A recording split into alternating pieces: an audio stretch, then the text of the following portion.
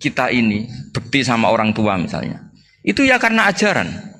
Suwargamu itu karek wong tuamu. Nak wong tuamu ridho, Allah ridho. Nak ora ridho, Allah ora ridho. Ridho wa fi ridhol walidain wa sakhatu wa sukhtu wa fi sakhatil. Sehingga ketika ada orang tua yang agak brengsek gitu, anak-anak tetap hormat. Punya orang tua yang miskin, yang sudah miskin, tukang tombok nomor, banyak kan di kampung gitu. Ya tetap hormat. Coba kalau dari awal kita ngajari orang tua kamu hormati ya, kalau baik, kalau tidak usah. Bisa geger Indonesia. Tapi barokahnya ajaran-ajaran itu Indonesia tertib karena ada ajaran. Nah ini di sini ini pesantren dan Unisula semua harus berkontribusi membuat ajaran yang benar itu adalah ciri utama Islam. Sehingga Islam ini dimulai dengan ajaran kalimatu haqqin alaiha nahya wa alaiha namut. Sehingga kita tenang seperti ini. Saya ini termasuk kiai yang tenang. Meskipun kata orang banyak saya ini kiai besar, tapi termasuk kiai yang paling tenang. Termasuk yang paling tenang. Karena saya ini pakai mazhab orang-orang hebat. Saya berkali-kali cerita, orang kayak Imam Syafi'i itu orang yang luar biasa. Saya berkali-kali cerita. Orang yang tadi nyium tangan kamu ya Imam Syafi'i, di belakang tuh ngerasani kamu, menghujat kamu. Jawabannya enak saja. Berarti saya alhamdulillah orang yang wibawa. Buktinya di depan saya enggak berani. Jadi enteng saja. Diceritain sebagian kampung, sebagian separuh dari warga kamu itu enggak suka kamu.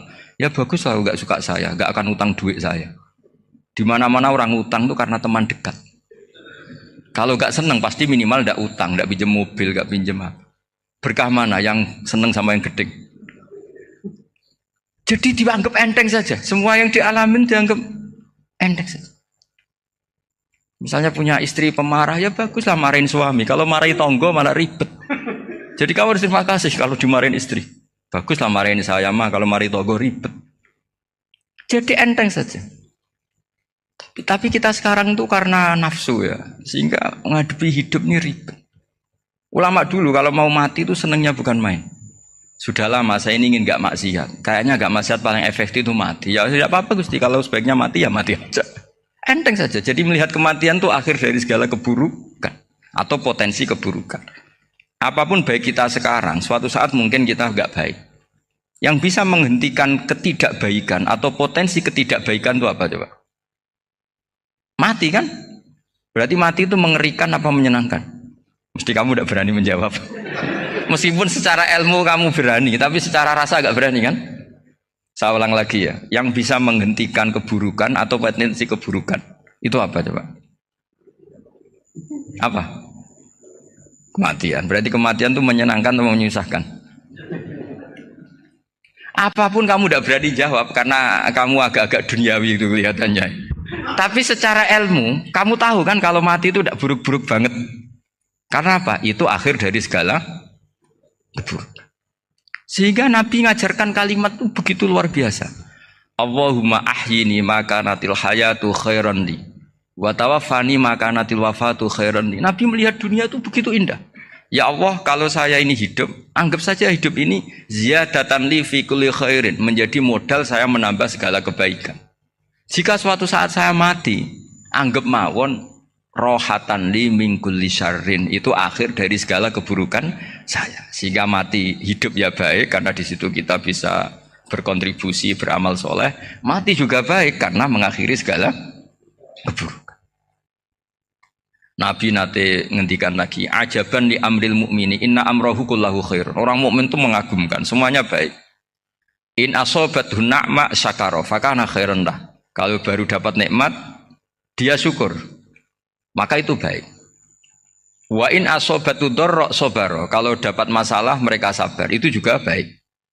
Sehingga orang mukmin dua sisinya pasti baik. Itu juga kalimat, maksudnya moto atau pegangan hidup. Nah berikut ini saya beri contoh, ini kenangan saya, ini contoh terakhir. Masalah jadi orang terkenal maupun tidak. Di sini dicontohkan Imam Ghazali di halaman 367 di kitab saya 367, juznya 3 di kitab Ihya Ulumuddin. Di sini beliau cerita betapa untuk menjaga ikhlas sebaiknya orang itu tidak terkenal, tidak syuhrah, tidak terkenal.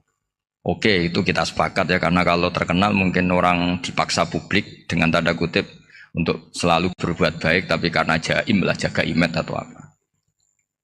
Tapi ketika dibalik pertanyaannya, kamu rela yang terkenal itu orang nggak benar, sementara yang orang benar itu nggak terkenal. Lalu masyarakat taunya yang tidak benar. Kalau pertanyaannya dibalik gitu, orang baik wajib terkenal enggak? Kalau pertanyaannya dibalik seperti itu.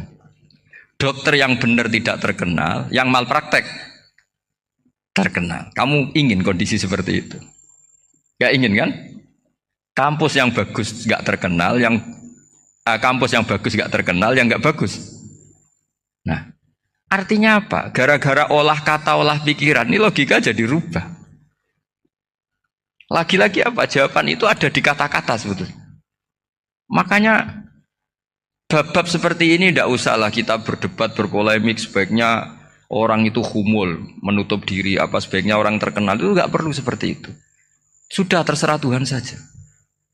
Makanya saya mulai dulu ngaji sampai sekarang itu ya tidak punya punya ikon tertentu atau punya website tertentu enggak. Sudah terserah pangeran. Sudah saya juga tidak sok suci materialistik atau enggak ya tidak mikir saya. Bukan apa-apa ya, karena saya ini kiai, jadi biasa urusannya sama Allah, tidak sama makhluk. Jadi pusing kalau sama sarah-sarahnya makhluk itu pusing. Meskipun rektor kalau nasihati saya pasti tidak saya terima, itu tetap makhluk, itu sudah ada ngefek kalau saya itu sudah ada itu. Bukan karena saya sombong, ya memang makhluk betul gitu, bukan. Cuma nasibnya bejo aja, tapi makhluk tetap makhluk. Saya beri contoh ya. Ini makalah yang ditulis Imam Ghazali. Ya. I'lam aslahaka Allah anna aslal jah wa intisarus sayyid atau sayyidi wal istihar wa huwa mazmum itu. Balil mahmudu al khumulu illa man saharahu wa ta'ala linasri dini min ghairi takallufi talabi syuhrati minhu. Jadi kalau kamu ingin ibadah kamu selamat ya kamu jangan terkenal. Tapi resikonya adalah kalau kebaikan itu tidak terkenal, maka enggak dikenali. Kalau enggak dikenali berarti masyarakat hanya punya percontohan yang tidak baik. Karena yang baik tidak terkenal. Jadi itulah ulama-ulama dulu. Jadi apa-apa itu dibanding-bandingkan. Kemudian nanti kelihatan, jawabannya itu kelihatan. Jadi ulama dulu itu biasa ngarang misalnya afatun nikah, sisi negatifnya nikah. Harus ngurmat istri, harus macam-macam. Kalau terlantar itu ya dosa. Seperti tadi Pak Marsudi cerita, kalau orang ngapalkan Quran itu takut lupa. Kalau lupa itu jadi dosa. Pertanyaannya, kalau semua orang takut lupa, takut dosa, semua orang nggak hafal Quran karena potongan-potongan lupa.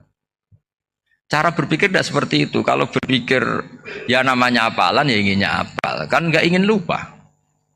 Nah nanti kalau takdirnya lupa karena hal-hal yang dimaklumi oleh syariat itu enggak yang termasuk dosa. Yang dosa itu lupa takliwiri udrin syar'iyyin, lupa yang tidak ada sebab yang apa? Syar'i. Tapi lupa bawaan EQ-nya tidak bagus. Lupa bawaan sering dibentak.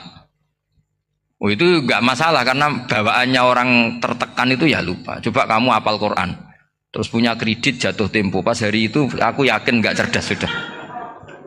Itu bawaannya orang tertekan itu pasti lupa. Jadi ya saya teruskan ya. Jadi terus ada makalah yang sangat bagus sekali tentang itu. Saya baca ya. Wa yadullu ala dzalika anna Allah azza wa jalla amaral anbiya'a bi idharil amali lil iktida wa khassahum bi mansibin nubuwah. Wala yajuzu ayyudhanna bihim annahum khurrimu afdhalal amalen. Jadi orang yang terlalu mendewa-dewakan khumul itu menutup diri. Oke itu baik karena dengan khumul, dengan menutup diri Anda tidak riya, Anda tidak pamer. Tapi kata Imam Ghazali, kamu juga harus ingat di antara syaratnya Nabi itu harus mengumumkan kalau beliau itu seorang Nabi. Harus memaklumatkan kalau beliau seorang Nabi supaya bisa diikuti. Caranya sholat harus diumumkan sehingga Nabi itu mengatakan harus jamaah. Karena dengan cara jamaah itu bisa shollu kama ra'aitumuni usolli. Coba kalau Nabi sholatnya nggak diperlihatkan, kamu harus sholat yang benar. Caranya gimana ya Rasulullah? Itu rahasia. Bingung nggak kira-kira? Bingung nggak? Ya, ya misalnya amal rahasia selalu lebih baik. Terus ada pertanyaan, Nabi ngendikan kamu sholat yang benar. Caranya gimana Nabi? Ya itu rahasia. Terus gimana coba? Tapi Nabi ngendikan apa? Shollu kama ra'aitumuni usolli. Ya sudah kamu sholat, niru saya sholat. Berarti Nabi sholatnya diperlihatkan apa disembunyikan?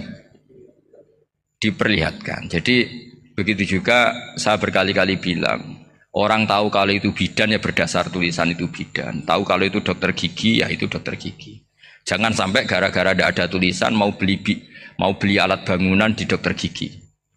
Mau periksa gigi di toko bangunan. Gara-gara apa? Nggak ada maklumat. Nah, di sini ulama-ulama selalu memaklumatkan dirinya.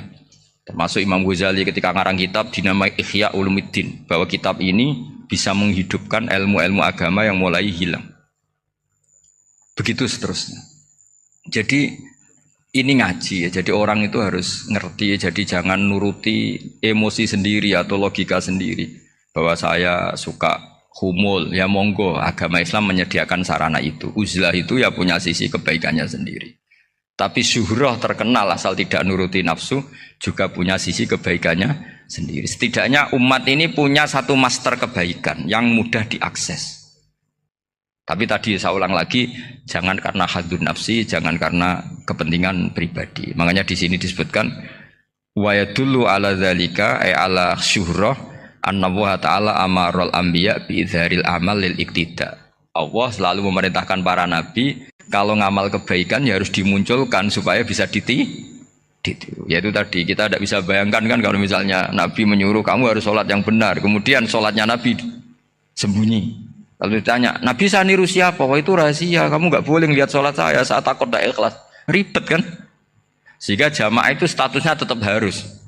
Nah bedanya harus ini ulama berpendapat harus yang apa? Fardu kifayah. Tapi fardu itu maknanya harus. Tapi bukan berarti kalau nggak jamaah sholatnya nggak sah, nggak. Tapi statusnya jamaah tetap apa? Harus. Nah barokahnya harus ini orang yang baru sholatnya langsung benar karena ada yang diikutin. Coba kalau mantan dukun baru sholat terus sholat sendiri, itu mesti mirip mantra. Ya. Karena dia tidak ada master percontohannya. Tapi barokahnya ada master, orang paling bodoh pun kalau sholat ya benar, karena standar ada komandonya, ada imamnya. Sehingga Imam Ahmad malah berpikir keras, syarat sahnya sholat itu harus jamaah. Cara pikirannya Imam Ahmad keras sekali beliau. Sehingga kalau orang sholat sendiri kok ada orang lain yang maunya berjamaah harus bayar, orang itu harus bayar demi sahnya sholat. Itu madzhabnya Imam Ahmad. Tapi kalau madzhab Syafi'i hanya mengatakan fardu kifayah, yang kalau satu komunitas, jadi tak baca lagi biar dapat berkahnya Imam Ghazali, asirru afdalu minal alaniyati. Terus kata sebagian ulama, al alaniyah itu afdal minas sirri. Terus diperbandingkan baik yang mana amal dipertontonkan sama ndak. Terus kata Imam Ghazali, kalau orang itu bisa jaga tidak riya, maka sebaiknya dipertontonkan karena kebaikan harus yang muncul, bukan yang tidak baik yang muncul. Makanya ketika memaklumatkan diri sebagai ingin jadi generasi khairah ummah, itu kalau diterjemah itu kan, wow, khairah ummah, umat terbaik. Itu kan kayak agak angkuh. Tapi nggak apa-apa, itu nggak apa-apa. Masa kita kampanye siap degradasi moral kan ya lucu kan. Masa jualan gitu kan ya lucu. Kita memang ingin mengkhidmati ummah, berbakti dengan umat, membantu supaya jadi generasi khairah ummah. Nggak apa-apa, dimaklumatkan supaya dengan itu umat punya sarana. Oh kalau ingin jadi khairah ummah, kuliah di sini. Jangan lalu enggak gitu. Ya sama kita dokter, maklumatkan saja dokter gigi, dokter kandungan, dokter bedah. Sehingga orang kalau mau bedah ya jangan ke dokter kandungan. Jadi barokahnya maklumat ya. Jadi saya mohon sekali ini, saya sendiri sebetulnya orang yang enggak siap terkenal sebetulnya, tapi ya sudah terserah Allah saja. Kalau itu cara Allah menyebar kebaikan, ya monggo. Pokoknya kita tawakal saja sama Allah Subhanahu wa Ta'ala. Jadi saya kira demikian. Assalamualaikum warahmatullahi wabarakatuh.